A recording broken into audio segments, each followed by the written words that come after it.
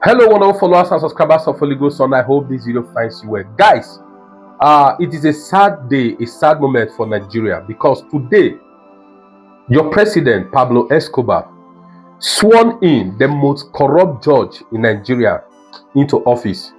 I'm talking about a judge who made a person who came forth in an election to become the governor of the state. I'm talking of Imo State. I'm talking about a woman who the United States of America refused to grant entry into their country for a certain conference. Why? Because of her judicial banditry. Guys, it's a very, very sad moment. You will just imagine a country where we have an Akpabio as a president, as a Senate president, in a country where we have Tinubu as a president. In my opinion, there is no hope. No need for election for 2027. You understand? All hope is lost as far as I'm concerned. Anyway, this person, what was it called? The Dele Momodu has come out to blast Wike. You know what made him and Wike to part ways, because they used to be friends, they used to work together. You understand? So what made them to part ways? He said that if Wike is not in the scheme of things, he doesn't want to play God or over you. You understand? You can't be friends. So he said a lot of things. I'm going to be bringing, you're going to be watching the video in a short while. Also, before I show you the video, I want to show you a video of Professor Patrick Lumumba from Kenya, the outstanding, the renowned professor, the professor of, who is a very good orator. I want to show you his video. I want you to hear briefly what Professor Patrick Lumumba said about Nigeria, the greatness of Nigeria. I'll be right back. Thank you. I hear in Nigeria economists and politicians telling me that the GDP of Nigeria is 500 billion United States dollars, and that therefore it is the biggest economy in the world. I am reminded of the words of Yoweri Kaguta Museveni, my friend, when he says, in a debate between dwarfs, what is the value of one dwarf saying I'm taller than the other dwarfs?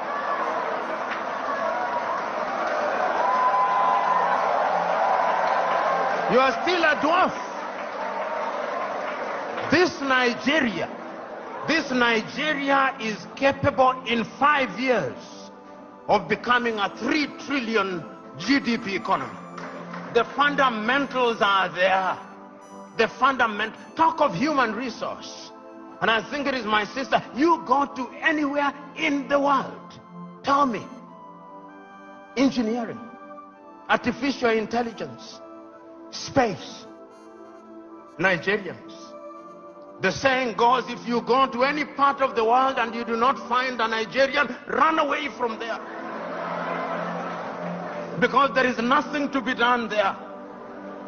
It is these Nigerians who will move the country. I keep on reminding my Nigerian friends, you say you are 220 million. No, you are not. I suspect you are 300 million. And if my suspicion is correct, you owe this region and this continent the talent. You know, when people talk about instability in Nigeria, I ask them, can you handle refugees from Nigeria? Can you? You cannot. They'll overwhelm the entire West Africa. So it is in Africans' need, genuine desire, that Nigeria remains great and becomes great. All the ingredients are there. Writing in 1983, Chinua Achebe, in his book, The Trouble with Nigeria, said that it is simply and squarely a problem of leadership. That is an African problem, and I also want to say it is also a problem of followership. Before the Ezemwe started speaking, he talked about what is expected of him in the village. When you are appointed into a public office in Africa, they actually expect you to be a thief. And if you don't steal, they say you are not wise. So in the minds of many people in Africa, Abuja and Lagos are hunting grounds where they send their sons and daughters to steal, to take antelopes, which they share in the village. That thinking must change, because service for humanity is what we must look at. And I have no doubt in my mind that Africa can do it. When I look at Africa and I look at Nigeria, I see an Africa that is capable of rising because our sons and daughters now present in the continent and even in the diaspora. You go and see the Africans in the diaspora, whether they are in Antigua and Barbuda, and my good friend here, the ambassador of Antigua and Barbuda, Wallace Williams, Trinidad and Tobago, will agree with me in that regard. You go to St. Vincent's and Grenadines, you go to Jamaica, everybody now wants to come and invest in Africa. But we must make the circumstances right. So we must improve our politics. We must make our laws enabling. We must improve our agriculture. We must improve our health. We must improve our education system. We must improve the quality of the environment so that we stop our young men and women dying in the Mediterranean Sea, dying off the coast of Dhaka, going into modern day slavery in Saudi Arabia, in that part of the world. It can be done. All right, thank you, friends. Thanks for watching. Now let's hear what Dele Momodu has to say about Wike and what is currently going on in PDP. I'll be right back. Thanks and God bless you. Please ensure you share this video. 2019. Yes. So if it's Peter be that my party picked, or it's Wike, even Wike that today we're no longer friends like we used to be. When we say you are no longer friends, no, we're not friends. Or your enemies practically. No, I'm not. That's one thing you can say for sure about me. I don't keep enemies. I am a master when it comes to. So if you see Wike now, you hug it out. I'll greet him. He might not greet me, it doesn't matter, but I'll greet him. I don't mind if he shouts at me, I will also shout. And my voice is louder. You understand? But I like him as a person, but I don't like anybody playing God. No matter who, even if you are my mother, if you play God, I will dissociate myself from you. I'm that kind of, anybody who knows my principle knows. My problem with Wike is this arrogant attitude of playing God. That everything must be about you. If you apologize, and I've warned him in advance about it. You keep saying, if you apologize to you, will it be over? No, there is no apology. It's nothing to me. He should apologize to the people of Rivers. He should apologize to the people he is disrespecting. He disrespects everybody, including myself. But what started the thing? Because at some point, I think you know your company was engaged to. Yes, because at that time it was focused on his project, on its developmental project. Yeah. And I admired him for that, and I still admire him for that. But I cannot admire a man who, after God has blessed you, you've been a local government chairman, you've been chief of staff, you've been minister of state for education, you've been governor for 8 years, now you are minister of FCT, and you still want to control a man because you said you put him there. Some people also helped you to become governor. Did you listen to them when you were governor? So why don't you just face the new assignment given to you by President Tinubu? And I will applaud him. Yeah. But this attempt at playing God, that Fubara must report to you, everything must be about you. These are things that you will not accept. That's part of the thing I was saying about Tinubu now, about Lagos. There were governors in Lagos before Tinubu. If they all held Lagos down, then maybe there would have been no Tinubu. So mine is that once God has blessed you, move to the next stage. But in what way did Wike disrespect you personally now? Oh, several times. On television before our primary. Sheon Wakibaloye was interviewing him one day, and they were talking about candidates. And then the guy said, "Oh, so what do you feel about the other young people who have come into?" And then like Dele Momodu, and he just dismissed like that on television, live on television. And I'm like, even if you believe. And before that time, you guys had never had any issue? No, we were beginning to have issue the moment I picked up the form. He stopped picking my call.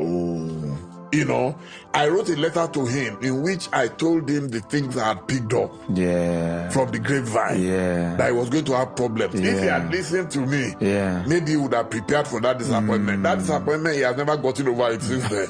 But we all knew there was no way he was going to get that ticket. Either by hook or by crook or whatever. I knew he was not going to get that ticket. But he never listened to anybody. Why didn't, I guess, it's the owners of Nigeria, why don't they want a Wike? Well, I don't know, but from the way he's behaving, he's too tempestuous. People believe that it's uncontrollable, it's tempestuous. They believe that when he gets angry, he gets to an unreasonable level. I mean, you're a Christian. Everybody begs you, and you never listen to them.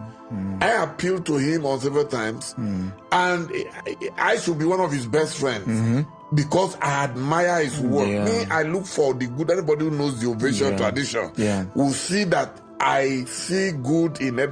Those who came to my event last week, they didn't come just because it's Dele Momodu doing something. But there was always a connection between us. And that connection is that I look for the best in many people. I don't care. So many people come to me and they say, oh, Steve Nakita or did that. It's none of my business. As long as one, you've not done it to me and you're able to defend yourself, that's okay. But in Wike's style, everybody is wrong except Wike. Everybody must be fought once you go against Wike. And I can't understand it. And I can see it clearly that it cannot end well if it continues that way. It can't. It will see the wrath of politicians. Really? Oh, politicians, they will deal with you. You can't play God with politicians, no matter who you are. I know that money is the thing. You know, when a man has too much money and you believe money can buy everybody, there are people money cannot buy. If it's about money, I will keep my mouth shut and I will continue to make money from Wike. But I can't.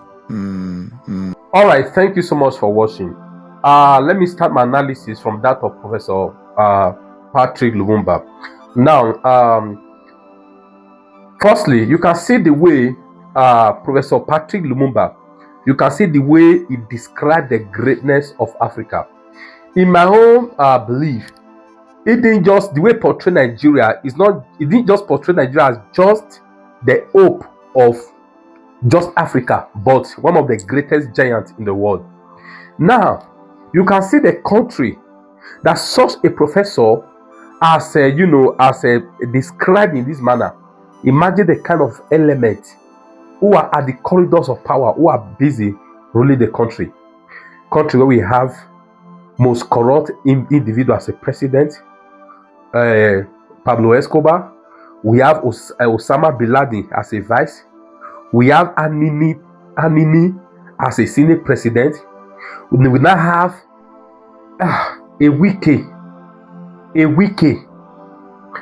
I don't want to say this in good English. What they call wickedness. You understand? We can't get such person. Do you understand? Just imagine.